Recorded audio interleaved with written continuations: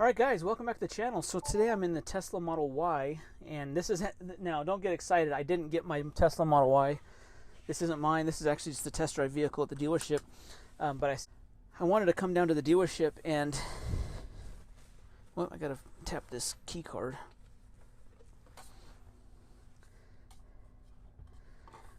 I wanted to test drive the Tesla Model Y because I've placed an order for mine back in August 2021. It's almost been 8 months now, and the fact that it's been that long, and I've just been getting pushed back. You guys have seen the videos, but I wanted to come down and drive the car just to kind of get like re-excited about the car, because quite frankly I've really just kind of lost my excitement and lost my enthusiasm for the car because the order process has just been such a hassle.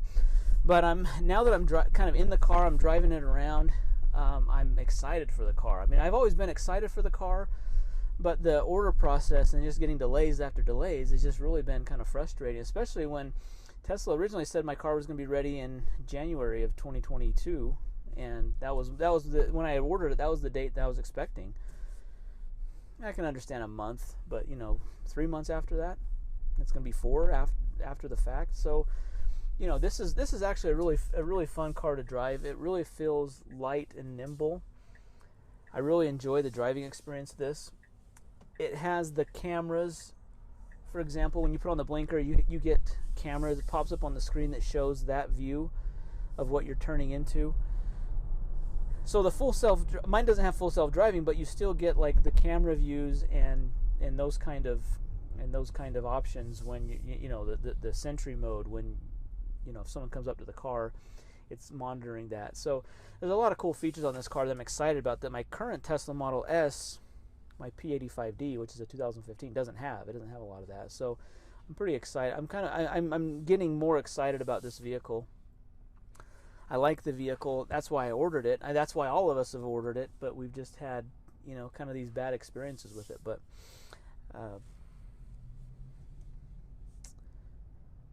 I think it's a really great driving vehicle, especially with this is actually a 7-seater.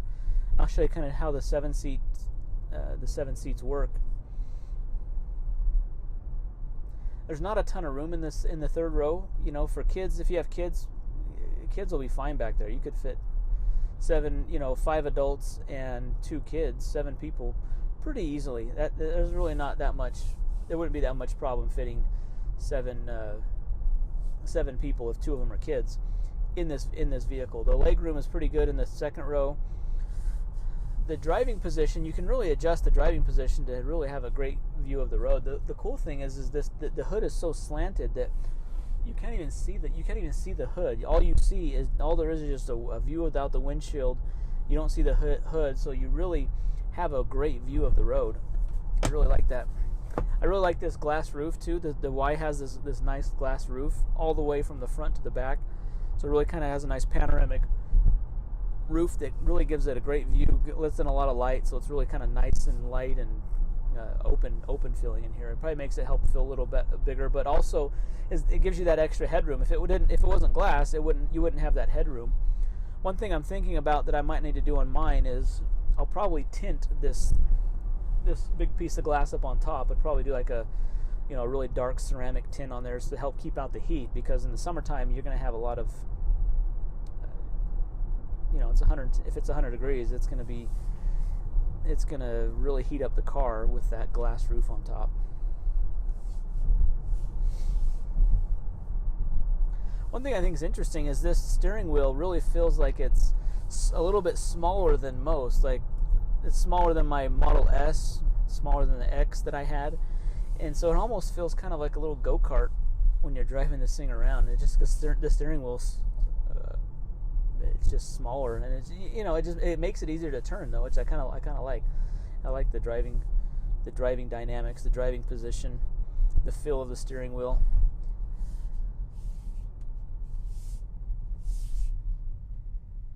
The steering wheel feels like it's thicker down on the bottom part, and it's a little more narrow up top.